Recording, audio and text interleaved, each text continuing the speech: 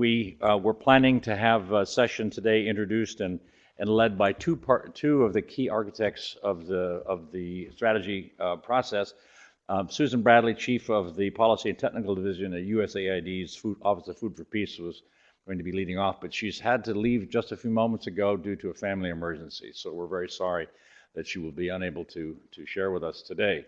However, we do have with us Joan Whelan, who has been arduously and diligently working on this for a long time, and we're in extremely good hands. She knows how to present this probably in her sleep, but she is never asleep when it comes to working on things like this. So we're really pleased to have Joan Whelan with us, who will also be able to carry us through a discussion of the 10-year strategy for Office of Food for Peace. A little bit about Joan. Joan is a strategic learning specialist working at the Office of Food for Peace in development and the rollout of the new Food for Peace strategy. She primarily works in ways to strengthen the program learning and knowledge sharing between the field and the headquarters as well. Very strong communicator in that regard, and she's been, I think, bringing about a lot of really important changes in the Food for Peace operating processes, as Adina, I think, alluded to yesterday. She came to Food for Peace with a great deal of senior management experience and knowledge management and program learning from senior roles in FANTA, and we're very pleased to say that she also was a key inaugural member of the TOPS team, and for 3 years worked as our knowledge management senior specialist with TOPS until Food for Peace poached her, and now she's off showing how Food for Peace how the TOPS process works. And since she had such a great hand in helping to set up these learning processes, incorporating the deep work that the core group has put in on this, she's, I think, ideally placed for carrying this out. She comes from a long history of working in these areas, and she also has field experience. She was a VSO, a British volunteer organization you're familiar with, that I had learned from her that you don't have to be British to do that. She was a VSO volunteer in Eritrea, and as she put it, working off the map in Eritrea, as you know, is for a lot of us is sort of off the map. So she has a lot of practical hands-on experience in the field as well. So I'm very pleased to introduce Joan Whelan, who will now take us through the jumps on the 10-year Food for Peace strategy.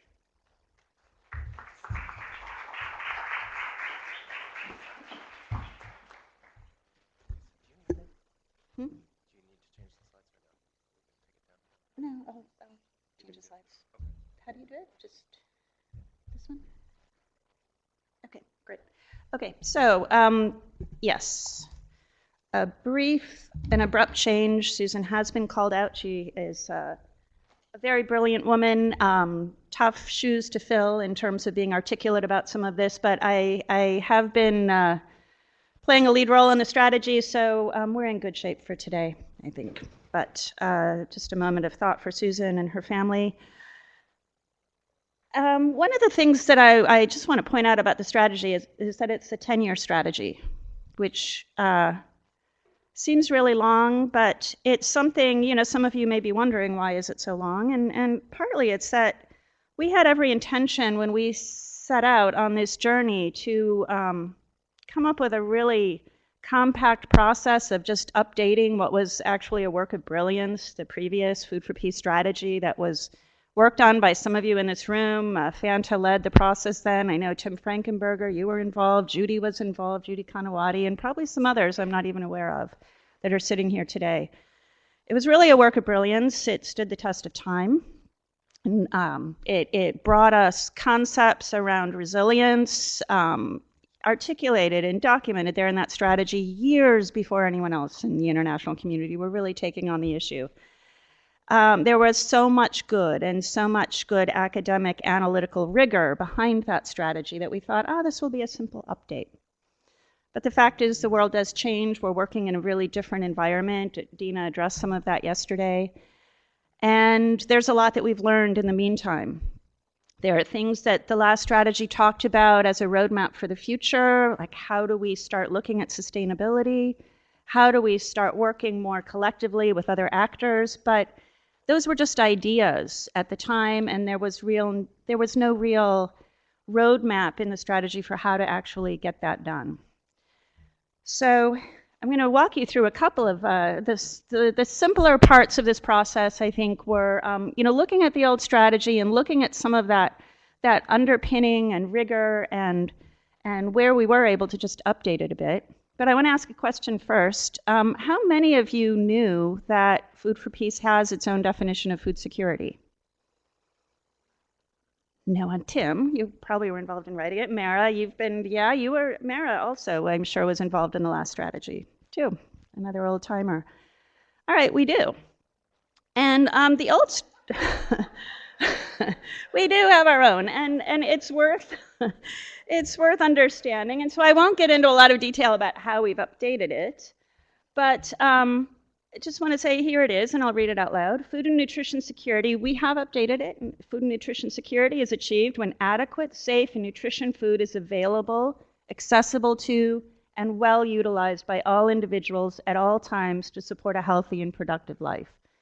Now, it really reflects a lot of the international thinking around food security, but I just want to note that a really notable thing is that often definitions of food security relate to access, but in our world, it is so much more than access. I mean, it is also availability, but utilization and really making nutrition prime is something that we just can't forget in any aspect of our work.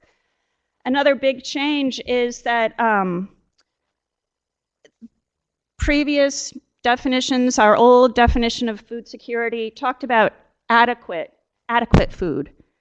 And adequate's not enough. It's not just about caloric intake, and we can see the progress we've made and the evidence and what we've learned about the commodities we use and the kinds of food and what it means to have a safe and nutritious diet. And so we really felt we had to get that in there as well. So it's not just about adequate food, it's about safe food, and it's about nutritious food. It's about the right food that's going to lead to a healthy and productive life.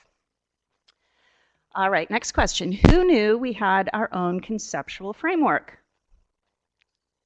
Okay, more people. And it was, again, I think it was a thing of brilliance, the original conceptual framework, and it really defines not what we do, but a vision of what does it take? What are the elements that are required to achieve food security? And I just want to take just a minute to run you through a few updates here. I know you can't read this, and thank you to the top staff for running and getting a couple of copies printed this morning, because nobody in this room will have eyes that can read this thing. But we didn't have to change this much, we found, when we looked back. Here it was written a decade ago. But the intellectual rigor was so great, and I think Tim has talked about getting locked in a room with academics and everyone, they had their time when they had to, fight for ideas to get them in there. And it's like, but the thinking is still really sound. Basically, there are food security risks, and we need to understand those underlying risks to food security.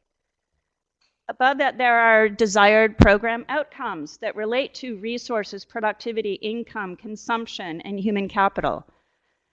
Our thinking on that hasn't changed. What goes in some of those boxes has changed. HIV was a huge issue, a huge food security risk way back when, and we've broadened that to just be epidemics now. We've made other changes. Consumption really has to include access to clean water. That wasn't as recognized back then. But really, the changes that you're going to find in this are, we've strengthened the focus on equity under social and health risks, but they're really minor changes. The essential thinking is still the same. But where we've tried to catch up with how the international community has evolved is our food security outcomes now. We used to talk about adequate food availability, adequate food access, adequate food utilization. Well, okay, adequate, again, is not enough. It's not really, we want to make sure, thinking about resilience, thinking about the risks that the vulnerable populations we work with face, it's like we want to make sure it's stable as well. And I think this is reflected in other conceptual frameworks out there. So all to say, we had a lot to work with when we started this strategy. There was a lot of thinking and a lot of really brilliant minds that went into shaping what is food security, what does it look like. So the big question for us was then, how do we how do we as an office respond? I'm going to go back. So there's a lot that we had to look at. And it's been a long process. We really started in spring 2014 at a Food for Peace global meeting. We hold these maybe every 18 months, bring in staff from all around the world. We had some dialogue around that. I wasn't even with Food for Peace at the time. And then an FACG meeting. We held some online discussions through the FSN network that many of you took part in. We had a presentation, Susan Bradley presented at a knowledge sharing meeting, but really starting to take stock. What are the challenges we face? What is different in the world today? What is the context? What is it we need to understand? We looked at the conceptual and results framework over the course of many months. So the conceptual framework, again, is updating how do we envision food security, and the results framework is what do we, as an office, hold ourselves responsible for. And so that took place over the course of 2014 to 2015. And then that necessitates discussion, and we did reach out to the community. We held presentations, and you can see them all listed there. And then, that really raised the issue of, core approaches and what are new ways of addressing this work that we need to look at. And we held a series of consultations through TOPS, which were incredibly helpful for us. We had a call for papers, and many of you responded, and I can tell you personally, we read them at the time of the call, and then we read them again 6 months later as we were drafting text and just saying, okay, how do we ground this in the reality of our field implementers? What is it we need to understand? And then what's been the longest process of all is actually getting all of this down on paper, which is there's a lot to capture and to capture well. So we have a draft document that we presented to our latest Food for Peace global meeting, and we held discussions with our Food for Peace staff, 135 staff, in late December. And we got some really excellent feedback, which has put us in a position where we realized we had to make some adjustments to our results framework, which we'll talk about this morning, and go back into the text and make adjustments. And we're still working on that. We hope to launch the text in a couple of weeks. Don't hold me to that, please, but that's what we're aiming for. We will have a validation process with you, our partners, and especially those of you that have been with us all along the way. And then there will be a period of rollout, and hopefully we'll have time today to come back to discussing exactly what that might look like. What will be the most useful to you in terms of rolling this out? What new capacities will be needed to carry it out? What new dialogue do we have to have together about how to make this strategy come to life? What is it? What are the knowledge gaps we still need to look at? So, all that said, it's a lot of talking. All that said, I would like to run you all through the results framework. This is just part of it. So we'll get to some cross-cutting issues in a minute. But Dina, if we want to look at the goal really quickly, Dina alluded to this yesterday. A big change from the past is that we really wanted to be more aspirational than we have been in the past, that it's not enough to just reduce food insecurity. We want to improve it. And in situations where it's possible, we want to create a sustained improvement in food security. Now, in emergencies, that's not always possible, but even in the most dire emergencies, there are ways to approach our work in ways that could strengthen social cohesion and strengthen markets and leave more behind than when we first came onto the scene. And so there is this focus in how do we not just achieve short-term results, but how do we think about the long term and what's going to be there when we are done with our work. Another big change, and this won't be surprising, we're also being very explicit food and nutrition security. It's right up there in the goal, and again, it's just there as a message to all of us that it is of absolute primary importance, the nutrition security of the populations we're working with. Probably the biggest change, and some of you have heard this before, you've been following the process, you've seen other presentations, is in these two SOs that we have. SO1, Lives and Livelihoods Protected and Enhanced, is about the households and individuals and change that happens at an individual level. It's social and behavior change, it's strengthening capacity, it's changing attitudes and practices, and it's also IR 1.1 direct resource transfers that save lives and happen on a person by person or household basis. The big change is SO2, and that's really us stepping back to take a much stronger systems focus and saying, okay, it's not enough to bring about this change in households and individuals. Those are not going to be lasting changes unless the communities and institutions that support these populations have also gone through some kind of transformation, that they are strengthened in a way that will allow these local systems to continue providing the support after we've gone. A lot of this thinking comes out of the work we've done through Tufts and Fanta around sustainability. A lot of it comes from the thinking, the learning within USAID about local systems and the importance of strengthening local systems. And a lot of it comes from understanding what has worked and the work that you have all been carrying out for years. Let me just stop there and see, does anyone have any questions about these two SOs, the household and individual versus communities and institutions? Otherwise, I'll move on. Mara?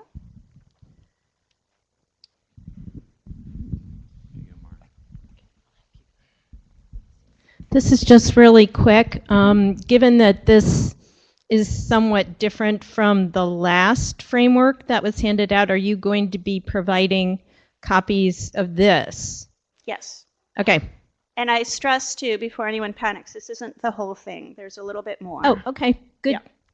Yeah. It's slide one, yeah. Okay, yes? Dan Norrell from World Vision. Just a question in terms of measurement, especially on the systems side. So if we're looking at, and it was brought up yesterday that there's so many indicators, and is there going to be a prioritization of indicators? And if stunting is the highest level indicator, or what will be the highest level indicator for strategic objective 2? Because we're at a large number of indicators now.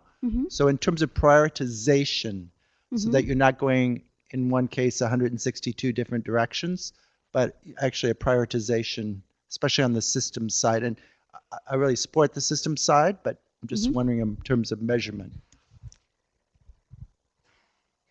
Tim, did you have an answer for that? Because you may know. I was just going to say that in terms of I am not prepared to talk about the M&E framework, and that will be part of our rollout. But there is absolutely every intention to keep the load light in terms of, we are not planning on adding 50 new indicators in order to measure a results framework without looking at it.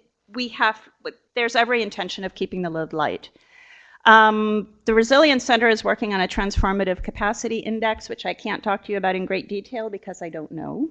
But I do know that we've had enough meetings internally to know that this results framework is measurable, and that, again, there is, from the highest levels, the commitment that we're going to keep the load light. There are things that are beyond our control, the F framework that came up yesterday, and other things where certainly we feed into USAID senior management to say, please help us. But where it's within our power to control, there's every intention of keeping it light. Okay, Tim? Yeah, I think we have been working on kind of systems level indicators, so particularly on the resilience measurement stuff. So I think there are indicators that could be there. A lot of it's captured already in what you guys do, so it's not going to be so bad. But one point of clarification, Joan, I wanted to ask was on the capacity to manage environmental risk. So that's in a broad sense with regards to including economic and social risk as well? I haven't gotten there yet. Oh, okay. So, yeah. Okay. Okay.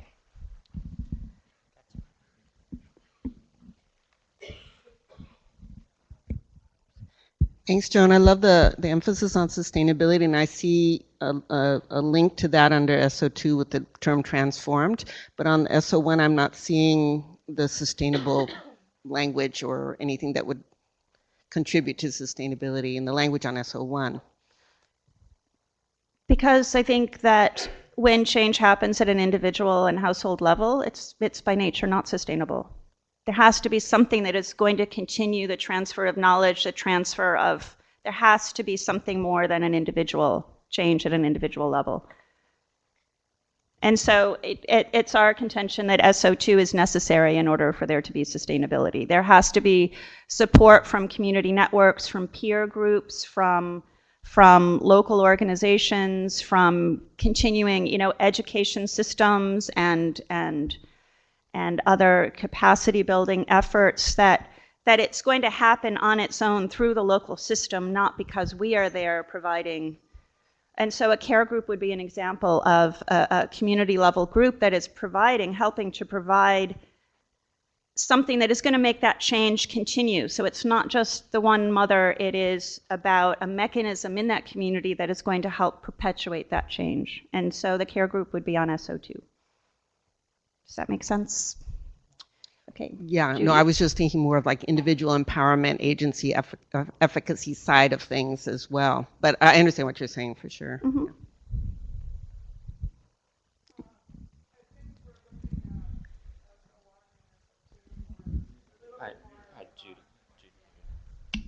Of the emergency development. No, we're not. It's clear, we're not, but still, the No, we're not. protection and enhanced, and it's very tricky to No, try and we do definitely are sustainable not. things. Emergency is not an SO1, and we are also Right. looking Right. at SO2 is something that needs to happen in emergencies wherever possible. And enhancing, that's the- protecting and that's the enhancing has to happen in development situations, and it absolutely does. Building capacity, changing attitudes, improving practices has to happen in every development situation as well. So it is not an emergency development divide here. It is something, both of these SOs have to happen wherever possible in every situation we're working in. Okay, So it might be good to look about a little bit at the explanatory language and make sure that that's clear before we put it out. yeah, good. I think this is great, and I'm really excited to see the systems focus. In terms of the kind of context changing, one of the things that Dina had mentioned yesterday was the rise in conflict. Okay, and again, I'm talking about 2 SOs, and this Yeah. is the first slide for the results framework, and there's more to come. All right, so let me, on that note, this was a chance for clarification and make sure everyone's got that idea of the systems focus and why it's important. Let me just quickly run through the IRs, and a lot of it's familiar, but just so you understand our intentions with regard to those. IR 1.1, that one is primarily in emergencies, but also reflects resource transfers, rations, cash, vouchers in development situations as well. But the bulk of our emergency work resides in this IR. Life-saving, food and nutrition needs met. And I think, I don't want to go into great detail about each of these, but I do just want to say, I think that I'll give you the big story for each one. And here the big story is really getting back to what Dina was addressing yesterday. It's about understanding the local context enough to really be using the right modality in the right situation so that there can be positive market effects, there can be positive effects in terms of the preference of local populations, or the right food will be available, the maximum nutritious benefit can be brought with this ration or cash or voucher transfer. And the other big story is just recognizing the role of security, protection, dignity in making sure that we deliver this assistance in a way that respects the populations that we're working with. So understanding the local context and providing assistance in an environment of respect that's going to recognize gender dynamics, that's going to recognize the social context that we're working in. IR 1.2, nutrition practices improved. Again, this is about knowledge, it's about attitude, practices.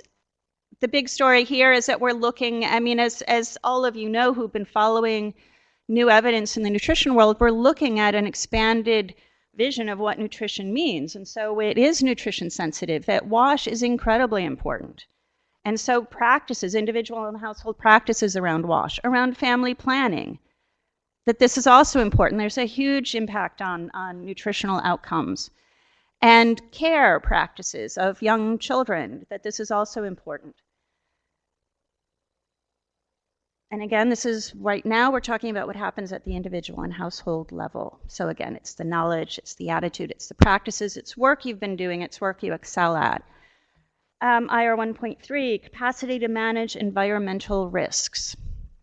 So here we're looking at risks in terms of natural resource management, disaster risk reduction, and this is really important, climate change adaptation, which creates obstacles in working with vulnerable populations, and it comes up in SO2 as well.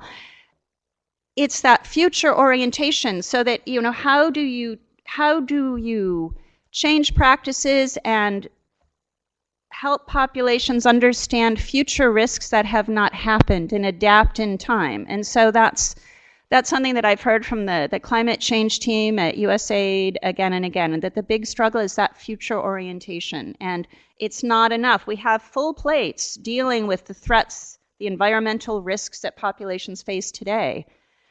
But building it into, you know, the ability of local households and individuals to understand and adapt to the risks that are coming is really also critically important. And in answer to Tim's question, it is really not looking at the social context so much. Again, there's a slide of cross-cutting issues I'll get to in a minute. 1.4, the big story here, and Dina alluded to this yesterday, is really a focus on off-farm livelihood opportunities as well. You know, she said it well. Here we are. You know, there's too long we've been expecting smallholder farmers to be able to feed their households on plot sizes that are getting smaller and smaller and smaller with each generation. You know, and there are issues around land tenure and others that would be addressed under SO2. But the fact is there have to be other ways to diversify and create better security around the livelihood opportunities that the populations we work with face. So that's the big story there. Moving over to SO2, this is new, social protection systems strengthened. It used to be bundled up inside another IR, but after our global meeting and talking with staff and really hearing from people that are at the front lines of strengthening social protection systems in countries that we work in, like Haiti or Ethiopia, it just really had to be given a bigger headline. And we held a fabulous consultation through TOPS around social protection. I urge anyone who was not able to attend to go find the recording. It was a really dynamic dialogue with a lot of really strong thinking. And we have looked back to that in shaping our position. But the key role here is it's not about us. Our role is not to provide the resources. We can't afford to provide the cash or the food that will be provided in safety net systems around the world.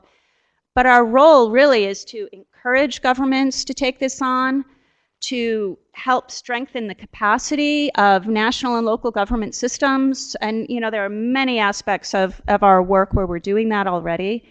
It's about strengthening local social service organizations to be able to meet the needs of local populations. It's about creating linkages.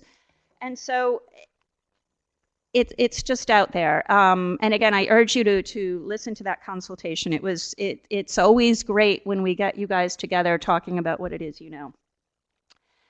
2.2, nutrition and health systems. We actually changed the wording. It used to say health and nutrition systems, but again, we want to make nutrition primary, and we do a lot of this work, and it's also asking us to think a little bit more about where else we need to head, and to give you permission to be doing that work. And I think that's a phrase that Dina used yesterday, and I think that's a good way of looking at this, that you know, sometimes it's a matter of important work that isn't getting done because it hasn't been there in our framework. It isn't Food for Peace's role.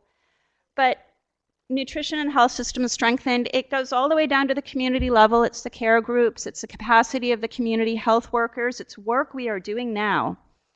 But it also means looking at, okay, what is food for work helping provide access to clean water? That is a systems level approach, and it is incredibly important, and it is work that we do. Do we need to get involved in the policy dialogue around, scaling up nutrition or national nutrition policy? There are definitely times when some of you are out there doing that. It's important work. Do we need better linkages to family planning, referral systems, or better linkages with the other programs going on that are carrying out that work? So there are many aspects of this that represent work that we're already doing. But it's an orientation, it's about thinking about how do we strengthen the ability of that local system to respond to the nutrition and health needs of the populations. Okay, 2.3, environmental risk reduction systems strengthened. Again, we're looking at local and national capacity. It's early warning systems, it's disaster response systems. It is, community-based management of disaster response or putting together community-level disaster response plans. I'm just tossing out a lot of examples. It is about linkages between national-level early warning systems and local communities. It's about the work that FuseNet does to strengthen the national capacity for early warning monitoring. And it's about, again, building stronger information systems for understanding climate change, anticipating the impacts, and formulating responses. And so, we live down at the community level, but it's important that work and that there be linkages to that information so that people, households, and individuals are able to respond and understand and receive trusted information. And 2.4, there's an important comma in there. Agricultural, market, and financial systems strengthened. And believe it or not, that was a big debate internally for a while.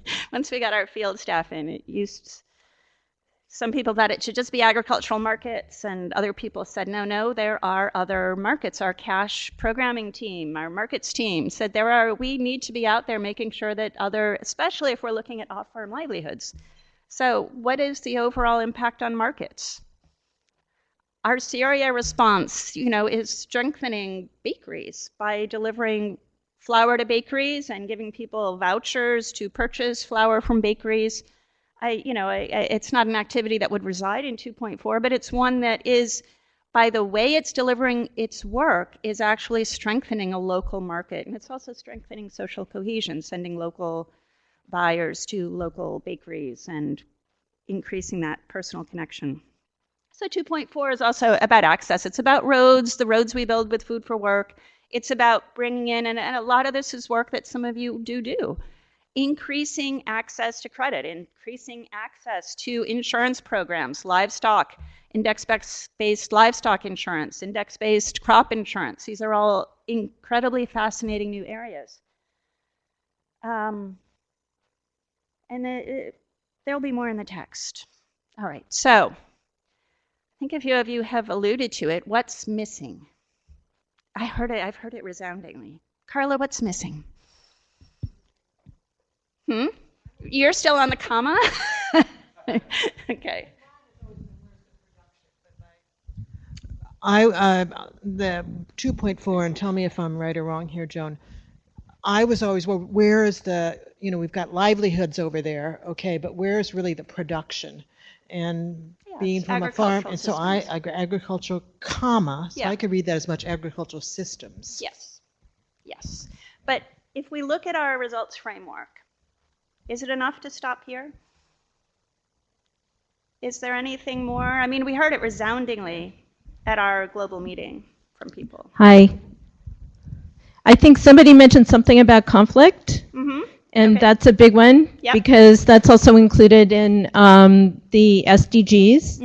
And then also kind of focusing more generally on governance systems and governance at all levels. Yes, good answers. Good answers. And then the whole issue of equity, I think, as well.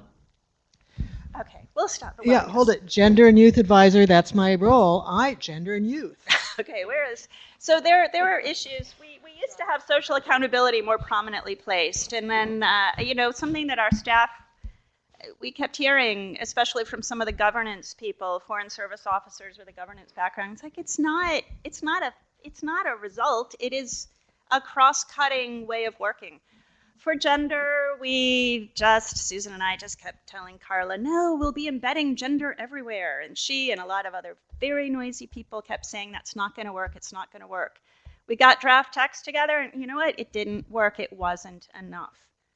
It wasn't enough to make sure that that we'll just build gender into every IR. Well, one, we didn't, and two, you're not going to go and the world is not going to use the text. The world is going to look back at the results framework going forward. And yes, the whole issue of conflict. We used to have capacity to manage environmental and conflict risks, and it just didn't make sense. There's a whole world of work that we need to do, specific activities, specific interventions that we would carry out to manage environmental risks. But and we've been working with CMM for about a year, and really what kept coming up with CMM is that the most important things we can do for conflict are help strengthen social accountability in the systems that we work in, and help strengthen social cohesion. And every intervention we looked at, it was about, okay, what are the examples we have from our partners? I mean, wonderful examples of negotiating water rights to a new point of use water system, setting up, building mediation skills within communities. It's about how you do your work. It's not a result unto itself. We are not taking on the role of mediating conflict itself. We are not taking on the role of conflict prevention itself. We are trying to find a way to do our work in a conflict-sensitive way that is going to make the system more equitable, hopefully through social accountability, that is going to strengthen the linkages and the bonds beyond populations, thereby, and trying to remove points of friction that are related to our work and improve linkages, and that's all about social cohesion. It's like understanding the local dynamics and trying to strengthen the linkages and the networks and the way people interact together. So we weren't really looking for a more complex results framework, but it was kind of overwhelming that there has to be, we really have to pull out social accountability. It can't be its own little box up there that people are going to now say, what do we do for social accountability? It has to be a way of working that cuts across and is clear to everyone. This needs to cut across.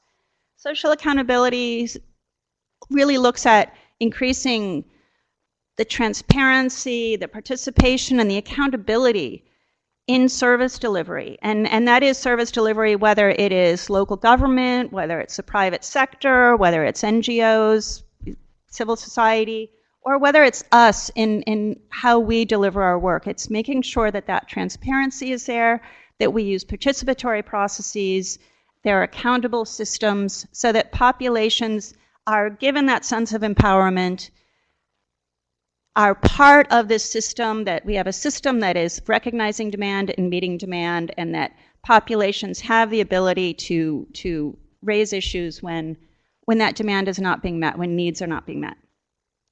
Gender equity and youth opportunities, well, they've been wonderful. We all know how important that is.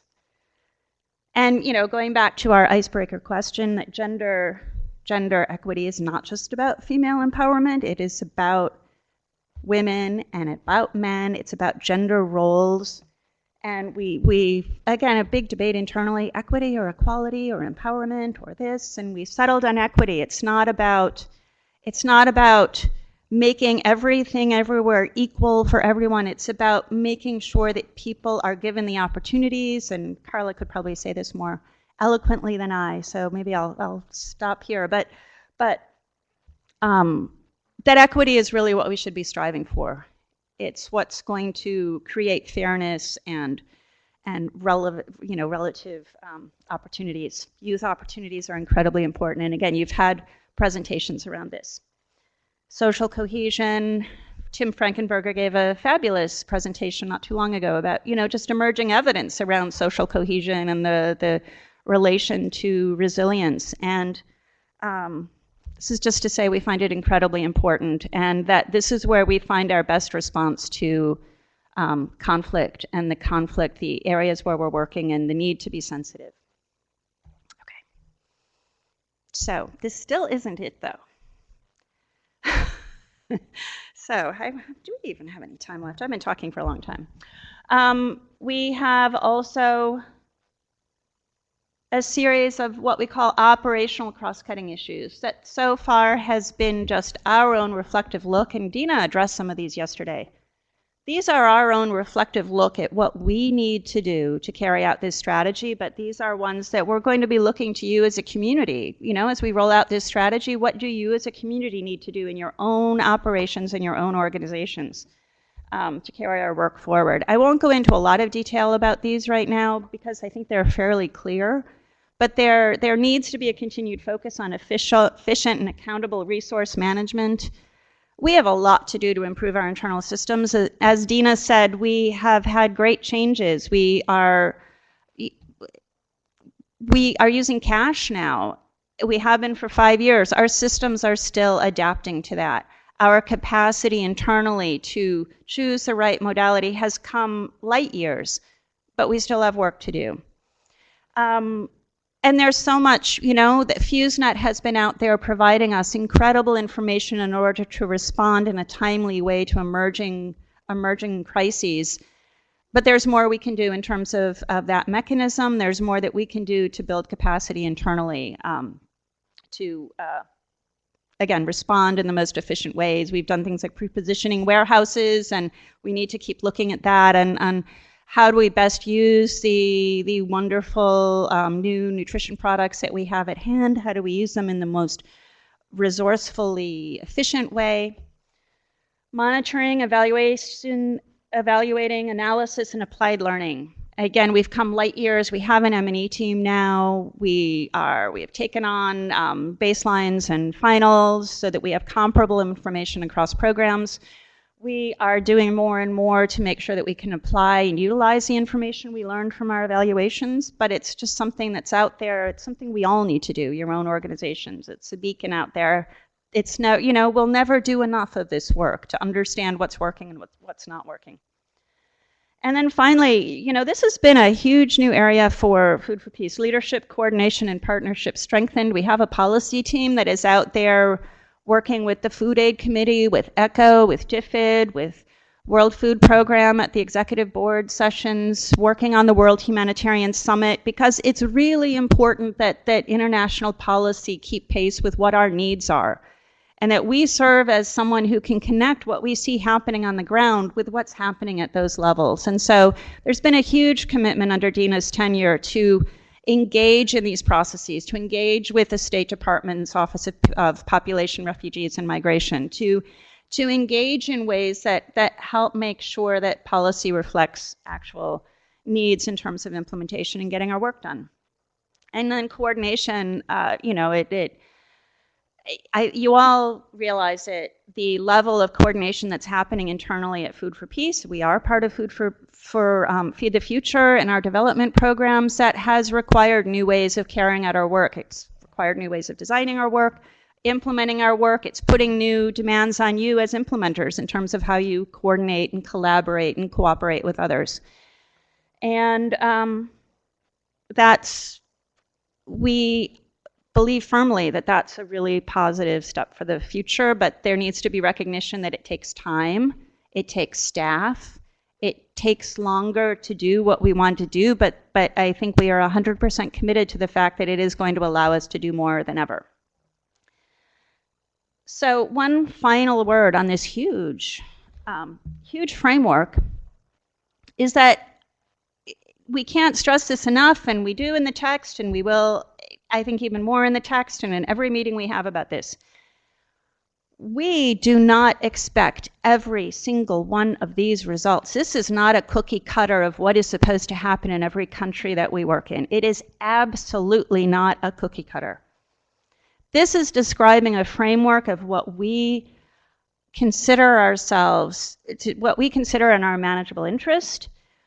It is a reflection of the capacities that we know are out there in our implementing community. But as I alluded to, we design our programs in coordination with USAID missions. We are doing our work in ways that are trying to recognize the capacities that exist in the local systems we're working in. So there are other actors out there doing work. This is our framework to be able to engage in dialogue with those around us to say, what is our comparative advantage as Food for Peace? Our implementers have these capacities, but in this particular context, it puts great pressure on us to understand the context that we're working in, to understand who else is there and with what capacities. But when we work with BFS, we don't both do the same work. We talk about how does it layer, integrate, and sequence.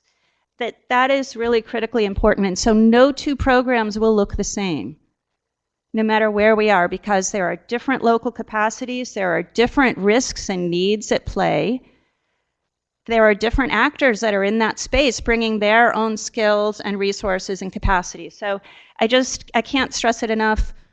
Do not walk out of here feeling like, oh my God, we have to do all of these things in every environment. That's not going to be the pathway. That really it's part of why we have this refine and implement pilot to see, okay, what is it going to do when we give you the space to really understand your local context and to be able to adjust and say, you know, there's actually great work going on building local capacity around disaster risk reduction, natural resource management, or climate change. You know, there are great actors working in that space, or there's wonderful local capacity already. We don't need to focus on that. So it's just, I can't stress it enough because don't panic. This is huge. But it's all about understanding where we need to best apply our resources. So we have 15 minutes left. Okay. I'm done talking. I'll answer questions now. Joan? Yes.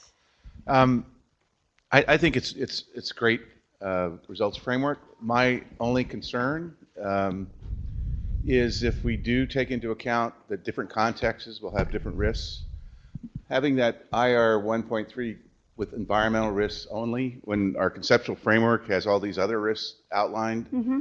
What I'm worried about is that it'll give too much attention to the environmental side and health risks or economic risks, which could be just as important to food security achievement. So I'm more comfortable if it said capacity to manage risks, you know, and that you've got these 4 different kinds of risks laid out in your conceptual framework. So rather than just pinpointing on environmental risk, because I think it would slant it too much to the climate change part and would not take into account a lot of these economic changes that are going on that create food security risks for people. It also doesn't give enough emphasis to the health risks that are going on. And so I just feel like it narrows it down too much. Well, the health risks we thought were covered under there, you know, we're looking at nutrition and health systems strengthened, and ideally that is to address those risks. And one of the reasons IR 2.4 is agricultural, market and financial systems strengthened is to be able to address the economic risks as well, where we need to. And the governance risks we thought were covered under those cross-cutting IRs, because again, governance is, and then this is feedback we got from a DRG office, you know, just that we're not out there explicitly engaging in D&G work, it's how we're working and the systems we're trying to strengthen along the way and the practices we're trying to instill. So we did, Tim, at one point have just a box for risk management, but it became very confusing that way, as if to say, the health and nutrition IRs, they really are trying to address the health risks. And IR 1.4 and 2.4 are trying to address, you know, economic and income risks. And so we did feel like we had a lot of what's in the conceptual framework covered. But it's a valid point, and I will take it back to the office.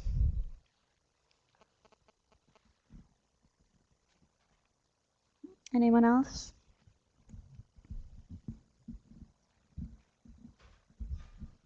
It's a lot to digest.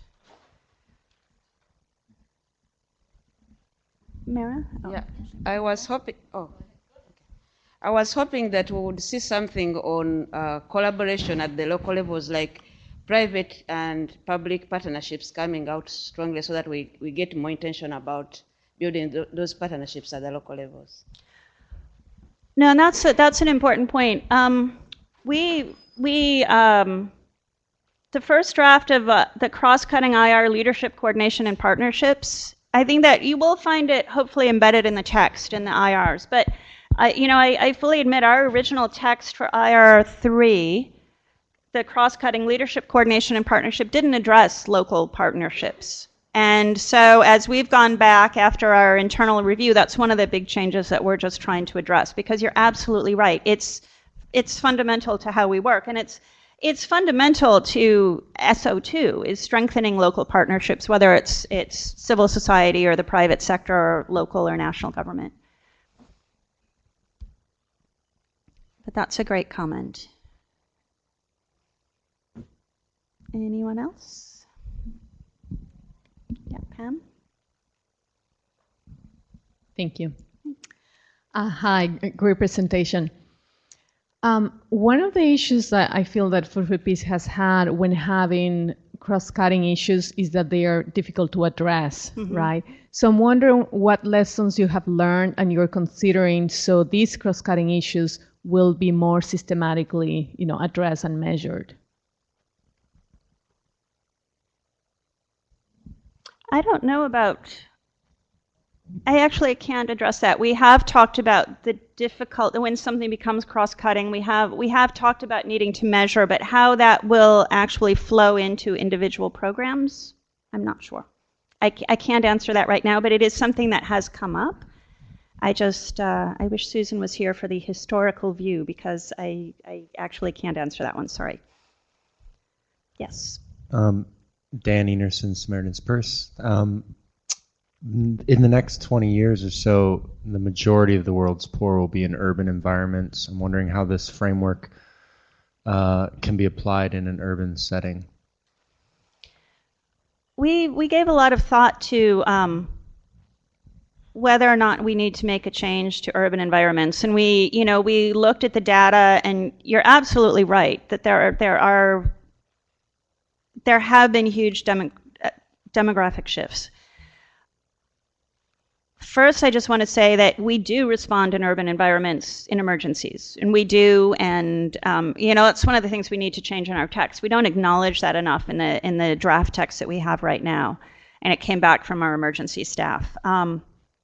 In development contexts, it's something we're definitely looking at. It's right now, the levels of stunting, the degree of malnutrition, undernutrition that we are seeing in rural areas and the areas we traditionally program in still outstrip the levels that are in urban environments. And we looked at the data on that. So in terms of right now making that shift, we do not feel that it's appropriate, that we would be turning our back on very vulnerable populations in more rural areas where there are no other actors and there are very limited resources going into those communities. But the big question is, even if we were to make that shift, what do we need to do to prepare ourselves to make the shift? And I don't know how many of you know Gary Eilertz from FuseNet, but it just stopped me cold, because he said, we don't know how to predict.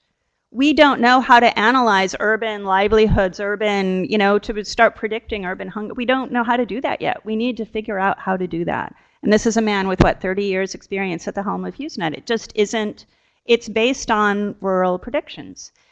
And so we met with the World Bank, Ugo Gentilini, who's brilliant about urban safety nets. And he talked about the challenges of identifying populations in urban settings, targeting populations in urban settings. You have very mobile populations without fixed addresses, and then being able to analyze who are the most vulnerable in those environments. It's a whole world of analytical understanding we need to take on. So it's part of our long-term learning agenda that we need to get on top of that. So that's really the position, is that we need to start preparing for the future. The future isn't quite here yet. And luckily for us, because in development settings, we have carried out work in a limited way, and there have been great projects that have taken place in urban environments, and there have been pilots here, but in terms of us shifting our role from primarily rural to urban, we're not ready to do that yet. So my question was going to be about urban, but perhaps just extending that discussion in the context of food safety. With more food in poor countries, spending more time in value chains and being processed, food safety is an increasing issue. I wonder to what extent you see things like aflatoxins, which are becoming a big problem. Is that the sort of thing that would be of concern? Absolutely, yeah, absolutely. And Judy is here. We take part in aflatoxin, mycotoxin working groups and interagency efforts around food safety, because it's a huge issue and definitely recognized by Food for Peace. I don't know if you have anything to add, Judy, while the microphone is right next to you, but it's...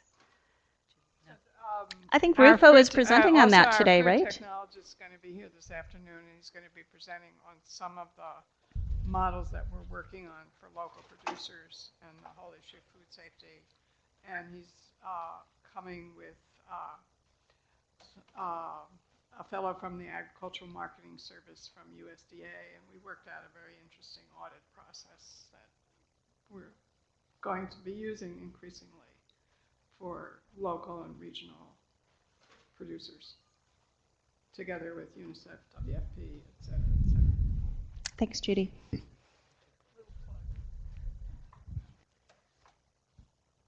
All right. Okay, because we have time for one or two more, depending on how complex they are. Right? Gita Mbure from World Vision. I like the clarity of definition on food and nutrition security. And I think a key part of the goal is vulnerable populations. Yeah. So I'm wondering, are we going to see kind of more an improvement in clarity on how you define vulnerability? Especially because I feel within USAID that term is used a lot. And what it means for USAID Feed the Future might not be what it means for Food for Peace. So is that going to be part of what you can expect coming out of this strategy? It does. There isn't a strict definite, but certainly the strategy does address what are the dimensions of vulnerability we take into account. And then in terms of how we target countries that we work in, there are definitions that are being reworked, are criteria being reworked right now within Food for Peace on exactly, I mean, and it does get into level of stunting, depth of poverty. There are some other factors that are being reworked right now, but those are, I would have to field that question to Susan, actually, because she's working on that right now. Sorry. But yes. There are vulnerability assessment measures through WFP that we use in our programming all the time, and I think the implementing partners do as well. So, any other questions? While we're waiting, Joan, I have one more question that I'd like to ask. It's a bit more of a operational question. When we have been teaching these, running these workshops, training workshops on, say, theory of change, one of the concepts that's embedded in that, and it's also embedded in the refine and implement pilot model that's rolling out in DRC, is the notion of having regular sort of review and updates of theories of change, for example, so that you can see that you're heading in the right direction, or if new factors have entered in, ways you might need to change it. So I'm just wondering, have you had any time in this busy schedule of putting this together to think about a kind of system that would be in place for the 10-year strategy for having a schedule or periodic review of this whole framework and making necessary adjustments, if any? Yeah, we don't have a fixed schedule for it now, but there is every intention. I mean, knowing as we took on the idea of a 10-year strategy, there has to be a process for updating, because again, that needs in urban environments may really rapidly outstrip those in rural. We may need to adapt and change, and 10 years is a long time to predict what's going on. We don't have a set schedule, but I think certainly, after several years, by the time we finish rolling this out, it's going to be time to start looking at, okay, does it still work? And so it's almost like a full-time activity, really. And TOPS will be there to help you. Absolutely, absolutely, and it's an incredibly important mechanism for understanding. I just want to give a huge shout out for all the input we have received along the way. That the intention was never to sit inside the Ronald Reagan building and gaze at our own navels, and we have heard incredible input from so many of you and your organizations along the way, and we thank you for that, because it has made this strategy something that much more strongly reflects. I mean, there have been times when I've been sitting in meetings and said, absolutely not, we had a consultation and they are already out there doing this work. We can safely say that we want them to do this work because they want to do this work. So thank you, all of you. And I just got the Time's Up card, so that's it.